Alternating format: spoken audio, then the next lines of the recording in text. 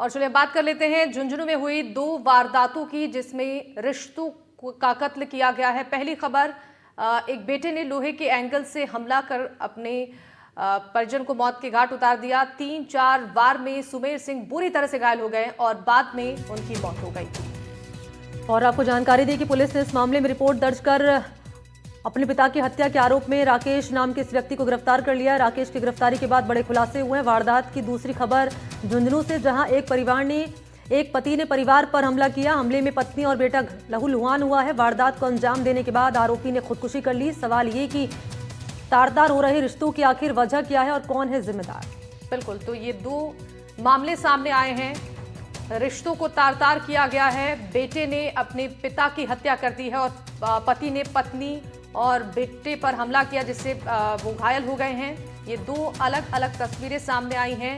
रिश्तों को तार-तार करने वाली ये तस्वीरें हैं, जहां पर अपने ही अपनों के दुश्मन बन चुके हैं और इस तरीके से वारदातों को अंजाम दिया जा रहा है। सवाल ये है कि ये जो रिश्ते तार-तार हो रहे हैं, इसके पीछे वजह क्या है। और बड़ी खबर जान लीजिए, झुंझुनू से मिल रही है। बुजुर्ग पिता की बेटे ने की हत्या। पिता का सिर लोहे की एंगल से फोड़ा। इलाज के दौरान पिता की मौत हो गई और पुलिस ने आरोपी बेटे को गिरफ्तार कर लिया। और सिंघाना थाने के घरडाना कला का ये मामला है। 2 महीने पहले आरोपी ने फेसबुक पर एक पोस्ट लिखा था, रो पड़ा फकीर भी मेरे हाथ की लकीर देखकर तुझे अपने ही मारेंगे।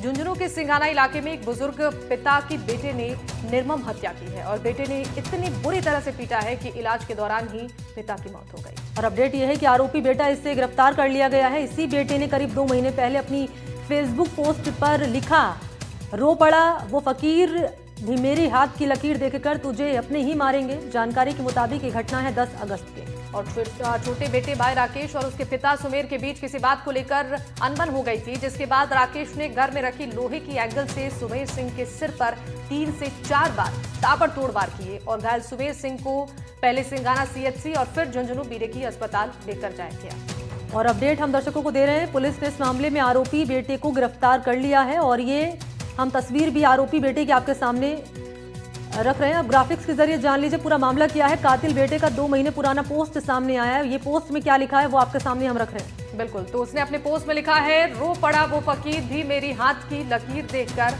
तुझे अपने ही मारेंगे। तो ये बेटे की तरफ से पिछले 2 महीने पहले पोस्ट किया गया है फेसबुक पर। और इस पर जानकारी देने के लिए हमारे साथ सहयोगी इम्तियाज जुड़ चुके हैं। इम्तियाज, आपसे जानना चाहेंगे ये पूरा मामला क्या है, कैसे इस साजिश को अंजाम दिया गया है।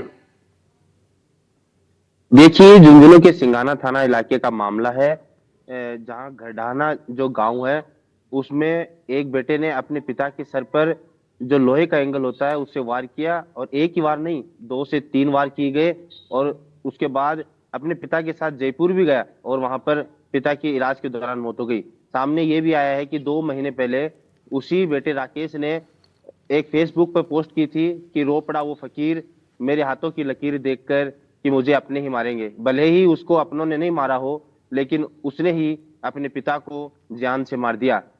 इसमें एक बड़ी अपडेट और है कि राकेश है वो अपने आप को समाज सेवी बताता था और बड़े जो अफसर है, कलेक्टर है और बड़े जो उच्च अधिकारी हैं उनके निवास पर जाकर पौधारोपण किया करता था और उनके साथ फोटो खिंचवाकर सोशल मीडिया पर वायरल करता था। साथ ही अपने पिता को भी साथ रखता था। तो कहीं ना कहीं उनके पिता और राकेश के बीच ये पिछले दिनों से जो मनमुटाव चल रहा था उसी का अंजाम ये जो इसने फेसबुक पोस्ट किया है इम्तियाज कि तुझे अपने ही मारेंगे, यानी कि इसने हत्या की जो प्लानिंग थी वो 2 महीने पहले ही रचनी शुरू कर दी थी। बिल्कुल, पिछले कई समय से मानसिक अवसाद में चल रहा है, ये उनके परिजनों ने बताया है और साथ ही सोशल मीडिया पर तरह तरह की चीजें है वो लगा रहा था, क्योंकि 2 महीने पहले ये पोस्ट की गई थी कि मुझे अपने ही मारेंगे।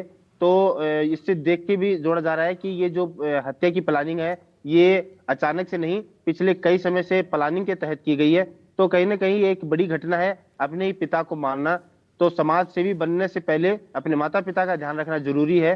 तो इस तरह के जो समाज सेवी है उनको भी अपनी नजरों में रखना बहुत जरूरी है। जी बिल्कुल, ठीक है, आपका बहुत शुक्रिया इम्तियाज तमाम जानकारियों के लिए।